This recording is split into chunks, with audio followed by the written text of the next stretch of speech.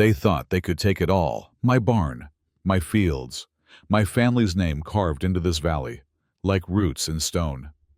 They thought a glossy brochure and a forged document could wipe out 127 years of work. But they forgot the one thing that mattered most: the spring. The one my grandfather dug by hand before any of them were born. The one they built their mansions on. I didn't start this war, but when they brought bulldozers to my gate, they left me no choice. So I did what every farmer learns to do when someone threatens his land. I turned the valve and I let the water speak for me. The morning sun cast a golden glow across the rolling fields of Beckett Grove, glinting off dew-laced wildflowers and illuminating the weathered shingles of a barn that had stood for over a century. Thomas Beckett stood by the fence post, mug of black coffee in hand, watching as the mist slowly peeled back from the creek his great-grandfather had once dammed with his own hands. To the west, the rooftops of Silver Pines Estates broke the skyline rows of luxury homes, lined up like oversized Monopoly pieces. Brick, stone, stucco. Same style, same sterile charm. The newest one, freshly painted cream with black shutters, still smelled of polyurethane and ambition. Thomas took a sip and narrowed his eyes. That house didn't exist 5 years ago. None of them did. He rubbed his thumb along the rim of the mug, rough calluses scraping ceramic. Funny, he muttered to himself. They call this progress. In town, they used to call Beckett Grove the last breath of old Colorado. 18 acres of heritage farmland, sitting right at the edge of a modern suburbia, fiercely independent and unshakably rooted. Thomas had inherited the land from his father, just as his father had inherited it before him. He never saw it as ownership. Stewardship felt more accurate. This land didn't belong to him. He belonged to it. His days were quiet, predictable, fulfilling. Tomatoes in summer, pumpkins in fall, lavender in spring. He sold to local schools, bakeries, and the farmers market every Saturday. Kids came out every October for hay rides and cider. The veterans group met every other Sunday in the orchard to work the soil and find peace in the rows of peach trees. But in the past 3 years, those traditions had started to feel like defiance, because Silver Pines Estates had arrived, and with it came Veronica Haynes. She was the kind of woman who made even politeness feel aggressive. Impeccably dressed in linen pantsuits, always with a clipboard in hand, she had a voice like velvet over steel. She moved to Silver Pines from Phoenix after retiring from commercial litigation, and within months, she'd secured her place as president of the HOA. Thomas first met her at a county zoning meeting. She shook his hand like she was closing a deal and said, "Mr.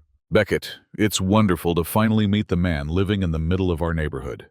He'd smiled. "It's funny.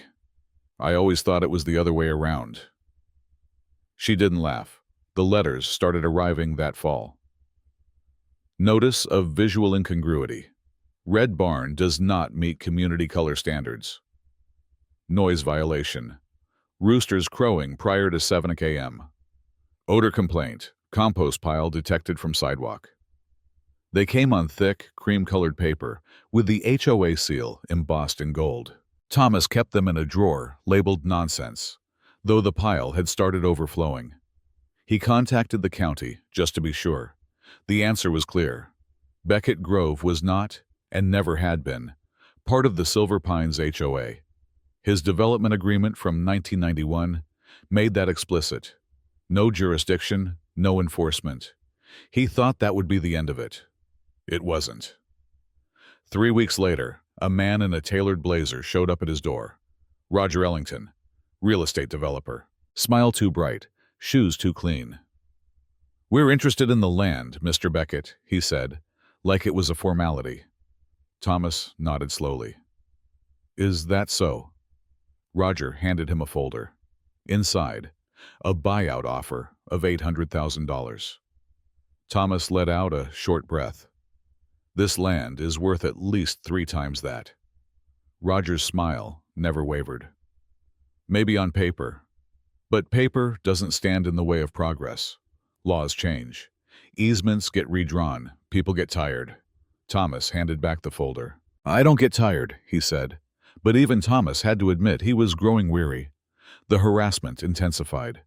HOA volunteers walked his fence line, snapping photos of peeling paint and uneven hedges.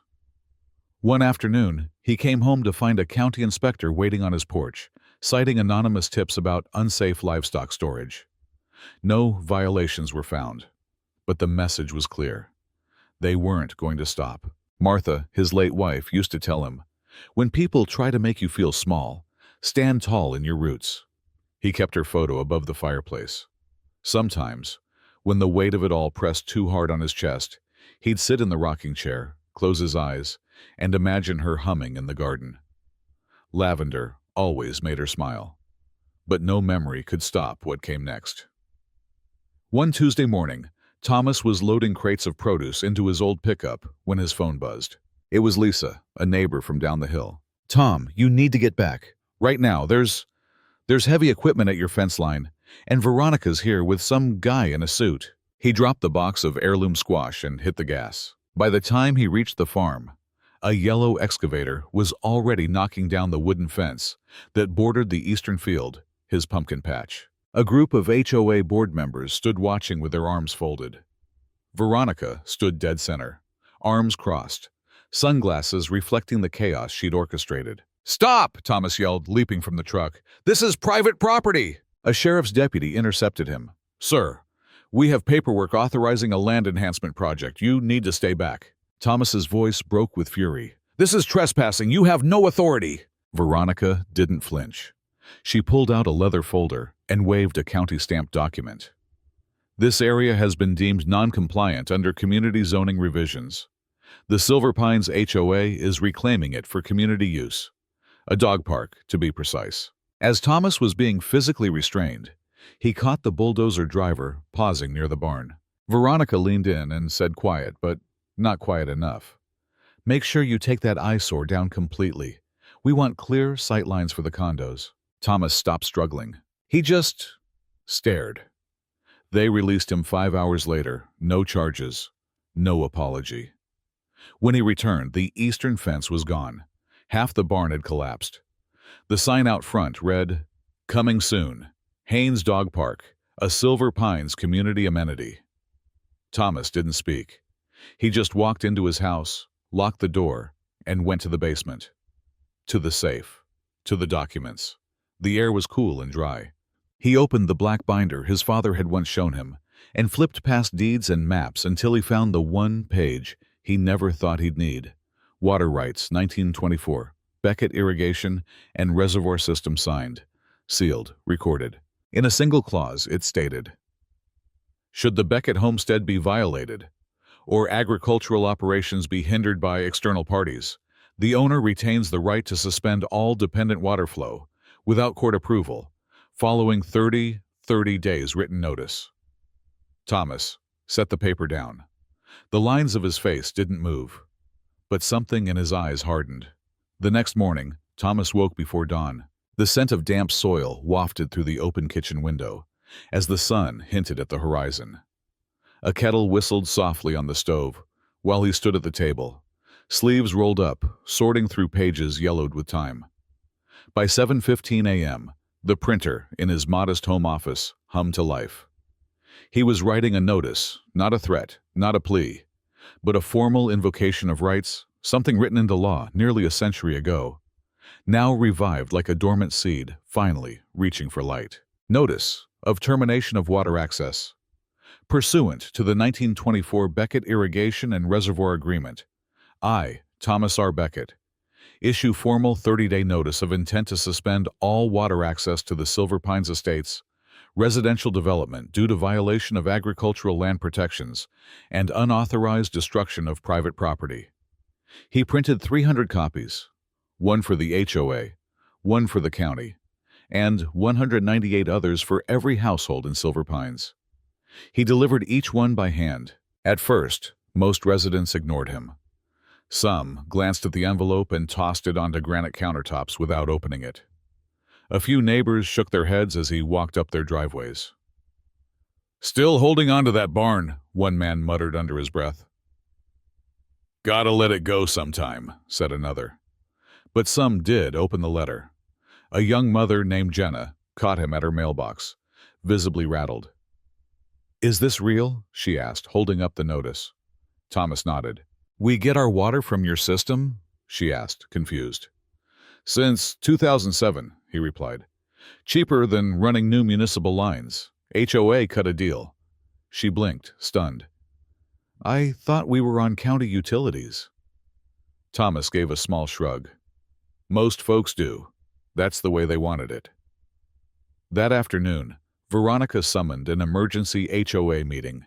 Residents received push notifications via the HOA app. Urgent. Misinformation from Mr. Beckett. In the Silver Pines Community Hall, normally reserved for wine tastings and summer yoga. Veronica stood before a crowd of 35. She was composed, confident, her voice as polished as always. Mr. Beckett is attempting to intimidate this community with a claim rooted in antiquated documentation. I assure you, the HOA legal team has reviewed his so-called rights and found them unenforceable under modern land use code. A few murmurs of concern rippled through the room. She continued, We've filed a counter-request with the county to dissolve any outdated easements.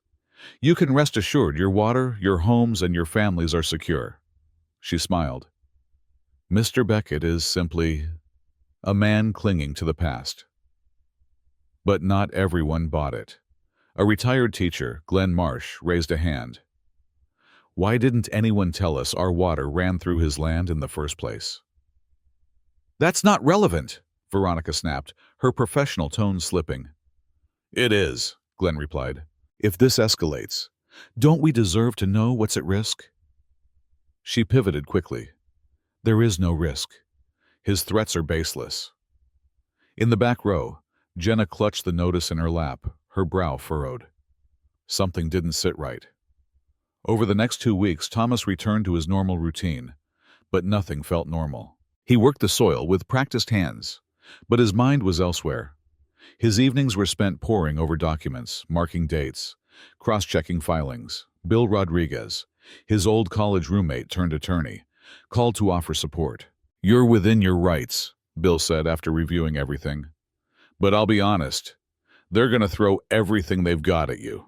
Thomas only replied, Let 'em. At the community level, the temperature started to shift. Neighbors whispered. Parents at bus stops asked quiet questions. Rumors spread that HOA dues had secretly funded the destruction of Thomas's barn, that Veronica had personal ties to a development firm interested in acquiring his land, that the dog park wasn't permanent at all, but a placeholder for something bigger.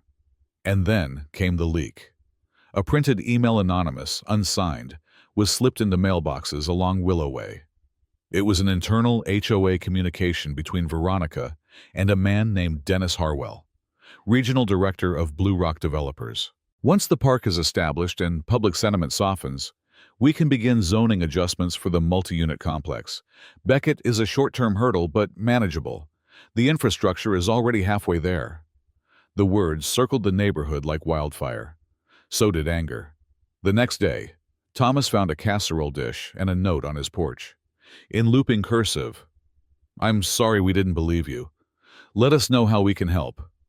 It was signed, Jim and Ellie, Lot 14, at 6:00 a.m. On day 17 of the 30-day notice period, Thomas stood in the barn's ruins, boots in the soft earth. The wind cut through the frame like a ghost. He could hear his father's voice in the creak of timber. They think it's just water, Thomas whispered to no one. But it's not.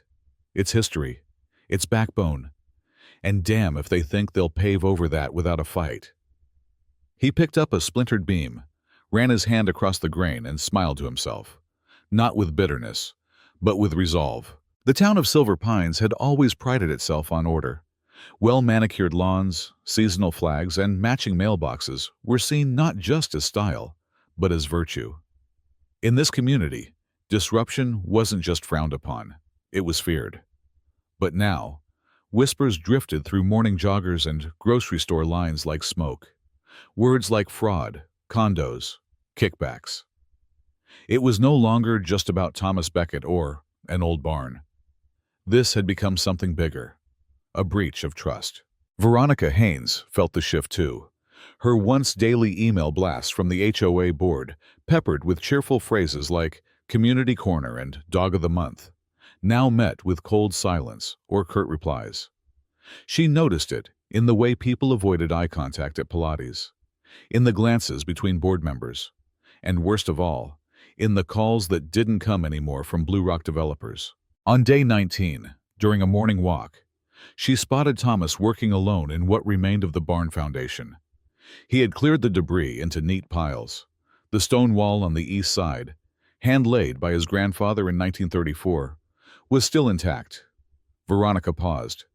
She considered walking over, offering something conciliatory, even if just for appearance's sake. But when Thomas straightened and looked at her, his expression wasn't angry. It was patient, and that made her nervous.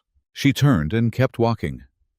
Meanwhile, within the community, something rare had begun to grow: doubt. At first, it started in hushed conversations. Neighbors who once scoffed at the crazy farmer now compared HOA fines. One man discovered a charge for unauthorized mailbox flower pot that wasn't in the rulebook. Another was fined $150 for hosting a birthday party with unregistered balloon inflatables. Someone compiled a spreadsheet. It went viral in the local Facebook group. A comment under the post read, "If they can do this to Thomas, what's stopping them from doing it to the rest of us?" That comment alone earned 346 likes in 24 hours. At the local diner, the Hollow Fork, Thomas met with Bill Rodriguez over burnt coffee and hash browns. "I'm not a man who likes the spotlight," Thomas said, eyes fixed on the rain streaking down the window. "But people are starting to come around. That worries me." Bill leaned back, arms crossed. "You expected them to stay silent?" "No," Thomas replied. "But I didn't expect them to stand up either. If this turns into something ugly, I don't want anyone caught in the crossfire." Bill looked at him, quiet for a long moment. "You didn't ask for this war, Tom. But you're the only one who can end it the right way." And yet, not all residents were warming to Thomas. A faction, mostly newer homeowners. Younger families saw him as a relic. On day 21, someone spray-painted "sell and leave" on the stone wall of the orchard. Thomas washed it off before dawn, never mentioned it to anyone. But the damage wasn't to the wall. It was to trust. Veronica, backed into a political corner, made a bold move on day 22. She called for a town hall forum, open to all residents, press included. She framed it as a gesture of transparency. In truth, it was damage control. Flyers went out. Community unity, let's move forward together. The subtext was obvious. Paint Thomas as divisive. Position herself as the rational adult. Thomas didn't plan to attend. He wasn't interested in being turned into theater. But when Jenna, the young mother from Lot 8, showed up at his door holding her HOA fine for discolored grass, she said, "If you don't go, they'll tell your story for you." That made him pause. The forum was packed. Over 200 residents sat shoulder to shoulder in the rec center gymnasium. Cameras lined the back wall. Local station KRT7 had picked up the water shutoff story, and it was becoming a regional headline. Farmer threatens HOA over property dispute. Who owns the water? Veronica took the stage first. She wore a navy blazer, her hair pulled back in a tight twist. She opened with a joke. It didn't land. Then she launched into a speech about community integrity, respecting rules, and not letting misinformation guide us. There were a few claps, a few polite nods. Then Thomas was invited to speak. He didn't approach the podium. Instead, he walked slowly to the center of the room, boots echoing on polished hardwood. No papers, no lawyers, just a folded-up envelope in his coat pocket. He cleared his throat once. "My grandfather laid the stone for the pump house in 1933. My father replaced the valves by hand every decade since. That water runs to your sinks, your showers, your children's cups." He looked around. There were no boos, no claps, just silence. This community was built faster than the land could breathe, and I never stopped you. Never judged the houses, or the fences, or the three-car garages.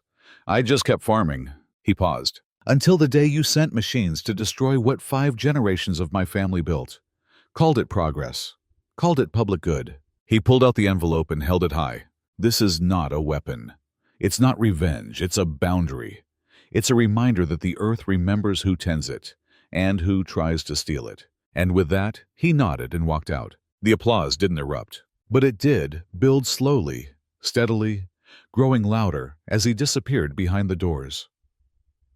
That night, Veronica stood alone in the community hall, collecting her binder, her tablet, her pride. A single HOA board member remained, lingering awkwardly. "You should have talked to him," the woman said. "Before the bulldozers. Before all this." Veronica didn't answer, but in her gut, something finally settled in. She had lost control at exactly 6:02 a.m. On day 31, the first sign came quietly. The sprinkler systems in Silver Pines Estates didn't turn on. Most residents didn't notice yet. But by 7:15, early risers tried to brew coffee and realized their taps were dry. Children complained about cold cereal with no milk because dishwashers had locked up. By 8 o'clock, the neighborhood group chat exploded. "Does anyone have water? Thought it was a county issue, confirmed it's not." My shower cut off mid-rinse. "What the hell is happening?" At 9:30, a councilman's assistant called Thomas directly. She spoke carefully, like someone approaching a bear. "Mr. Beckett, are you aware that—" "I am," he interrupted calmly. "The 30-day notice I issued expired this morning." "You're really doing this?" "I already have." He hung up and stepped outside, leaning against the rusted water tower, built by his grandfather's hands. The air smelled of pine and copper, and something deeper reckoning. By noon, the subdivision was in chaos. Fountains dried up, toilets wouldn't flush, houseplants withered under the sun streaming through oversized windows. The residents of Silver Pines, lawyers, bankers, retirees, and real estate influencers were used to efficiency, comfort, control. This was primal. Someone called a plumber. Someone else called a lawyer. Both gave the same answer. "We can't help you. You're not on the county grid." Veronica Haynes paced her marble-floored kitchen, phone pressed to her ear, barking instructions to HOA board members, like a general watching her front line collapse. "Tell the media it's sabotage," she hissed. "It's not sabotage if it's legal," one board member replied, voice dry. "And it is legal. He gave notice. We ignored him. Then we bury him in court. He has original deeds, water rights, easement documentation. Hell, we used his system to cut budget costs." There was a pause. Then, "Veronica, you lied to the board." At 3:30 p.m., a news van parked at the edge of Beckett Grove. Reporter Kara Ling stepped onto the grass with a mic in hand and a cameraman in tow. She had fire in her eyes. "Mr. Beckett, care to comment on the shutdown?" Thomas wiped sweat from his brow, leaned on his shovel, and looked at her like she'd just asked whether the sky was blue. "I followed the law," he said simply. "Can't say the same for everyone else." "Some are calling this extortion." He gave a dry smile. "They called it extortion when my grandfather rationed water during the Dust Bowl, too. Funny how history repeats itself." Kara paused. "What would make you turn the water back on?" Thomas didn't hesitate. "Restoration, compensation, and acknowledgement. They don't have to like me, but they will respect the land." At sunset, Veronica held an emergency board meeting, what remained of the board, anyway. 2 had resigned that morning. 1 had lawyered up. The meeting was live-streamed. Over 150 residents tuned in. The comments section was brutal. "Why didn't you tell us this was private water?" "You broke his barn. Now he's breaking your plan." "We should have listened. He gave us a chance." Veronica sat stiff in her chair, eyes rimmed red, but jaw still tight. "This is a hostile act," she said into the mic. One man cannot hold 220 families hostage. The county must step in. But the county's statement had already been released. After review of historical documents, Mr. Beckett's actions are within his legal rights under the 1924 agreement. The county lacks jurisdiction over private irrigation systems predating public infrastructure. Translation: You're on your own. That night, Silver Pines Estates went dark. No dishwashers humming. No fountains gurgling, no hot tubs bubbling behind the backyard gates. Just silence. And the humbling realization that they'd never once asked where their water came from until it was gone. Inside the Beckett farmhouse, Thomas sat alone at the kitchen table. The same table where his father once mapped out irrigation patterns. Where Martha used to serve cornbread with rosemary honey. Where their son, Nate, carved his initials in the edge.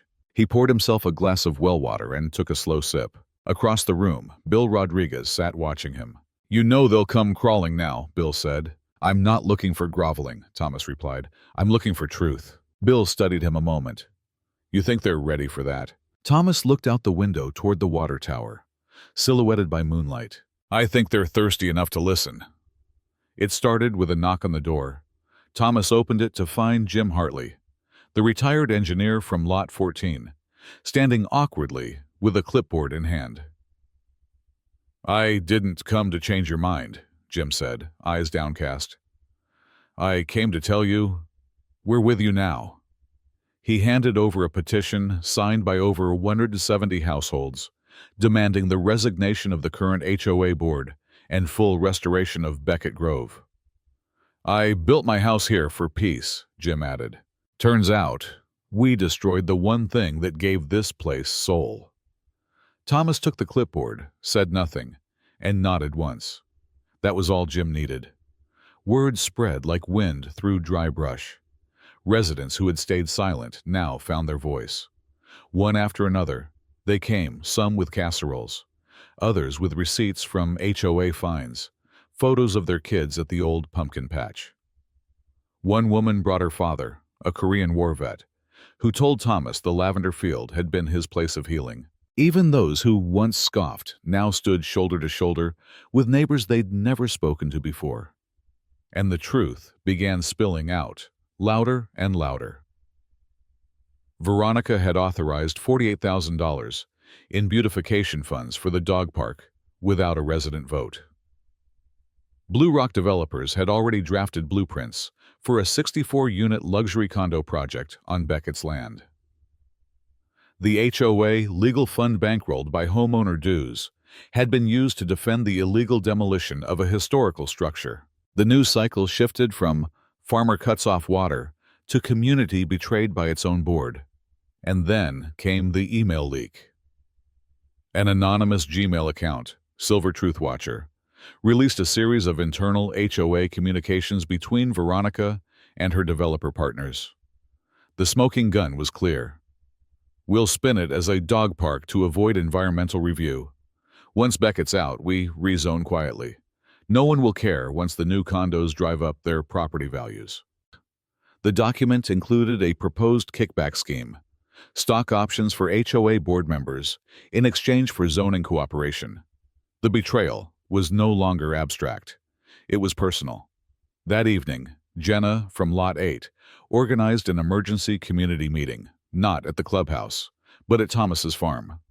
Folding chairs filled the field where pumpkins used to grow. Solar-powered lanterns lined the path. A makeshift podium stood before the crumbled barn. Thomas didn't want to speak, but Jenna put a hand on his arm and said, "You earned this stage more than any of us ever earned our square footage." He stepped up, took off his hat, spoke plainly. "I didn't shut off your water because I wanted revenge," he began. "I did it because it was the only way you'd hear me." He looked over the crowd, some red-faced, some tearful, all silent. "I watched your homes rise like castles. I didn't mind. I watched my wife pass in that house behind me. I didn't ask for sympathy. I watched 100 years of my family's work torn down in hours. And I still waited, hoping someone would say, 'This isn't right.' He held up a single document. This is the water rights agreement. My grandfather wrote it with ink and calloused hands. It doesn't just grant control, it grants responsibility. He believed that water, like land, should be shared, but never stolen. The silence that followed wasn't empty. It was heavy with understanding. The next morning, under mounting pressure, the district attorney officially opened a criminal investigation into the HOA board's conduct. Veronica's name was listed at the top. By noon, she resigned. By sunset, her house was listed for sale. She left that night with 2 suitcases and no press release. With the board dismantled, the newly appointed interim president, Jim Hartley, issued a formal apology to Thomas, followed by a unanimous vote to approve his demands. Full financial compensation for the damage. Reconstruction of the barn to original specs using reclaimed timber. A binding resolution exempting Beckett Grove from any current or future HOA jurisdiction. And most importantly, the establishment of a permanent 200-foot green buffer around the farm, untouched. Forever. The next morning, Thomas stood at the pump house once more. He placed his hand on the ancient valve smooth from decades of use and slowly, carefully turned it back. The pipes groaned, the system sputtered, then flowed. Water returned to Silver Pines. And no one celebrated, no one cheered. They simply stood in silence, listening to the one thing they had taken for granted, returning. Fall arrived gently in Silver Pines. The air turned crisp, the leaves burnished to golden rust. And for the first time in years, the harvest returned to Beckett Grove. Thomas stood at the edge of the newly planted field, staring at the frame of the reconstructed barn.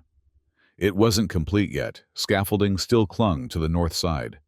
But the beams were up, the roof had taken shape, and the cupola was being carved by a local craftsman from reclaimed oak, just as his great-grandfather had done in 1912. He ran his fingers over the grain of a support post. Rough, strong, imperfect like legacy itself. It had taken the hands of many to rebuild what a few tried to destroy. Students from the local high school architecture program helped draft the restoration blueprints. A team of veterans volunteered to pour the new foundation. Retired farmers brought tools, stories, and patience. Even children came, dirtying their shoes in the soil, wide-eyed, asking questions about crop rotation and how water knew where to go. And Thomas answered each one, because now they were listening. One Saturday morning, a group of neighbors from Lot 23 arrived with a truckload of heirloom pumpkin seeds, descendants of the very batch Thomas had once gifted to Jefferson Elementary. A quiet peace settled over the farm as hands moved together, planting, tilling, watering. They weren't just rebuilding a barn. They were rebuilding trust. At a ribbon-cutting ceremony 2 weeks later, Thomas stood in front of the new structure. There was no press, no TV cameras, just a circle of neighbors, old friends, and the ghost of those who came before. He didn't prepare a speech. He didn't need one. He looked out at the crowd, some still ashamed, some proud, most simply humbled, and said, "This place has never been about me.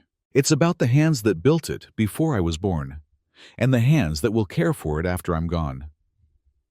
There were no cheers, only quiet nods, misty eyes, and the sound of wind whispering through the cottonwoods. Later that afternoon, Thomas received a letter. It bore the seal of the Colorado State Assembly. Inside, a single page. In recognition of the legal precedent established through the Beckett water rights case and the protection of agricultural sovereignty, House Bill 2118 has been officially signed into law. The Rural Land Integrity Act, colloquially known as Beckett's Law. It was surreal, but not satisfying in the way he thought it might be, because victory wasn't in a law. It was in the laughter echoing from the barn, in the soil under his nails, in the way people looked at the land now, not as property, but as a story worth protecting. That evening, Thomas sat on the rebuilt porch with a cup of chamomile and watched the sun slip behind the ridge. He thought of Martha Howe she used to hum while hanging laundry, of his father, teaching him how to fix a valve with nothing but a wrench and a prayer. Of his son Nate, who had left for the city but called every week now to ask about the miracle farm. He reached into his coat pocket and unfolded the same water rights document he'd once held in a courtroom. The ink was fading. The corners were soft. But the signature at the bottom, Robert Elijah Beckett, 1924, was still clear. He smiled. "You kept your promise, old man," he whispered, "and I kept mine." And as dusk settled over the fields, the irrigation lines hissed to life, slow, steady, unhurried. The land drank deep and remembered.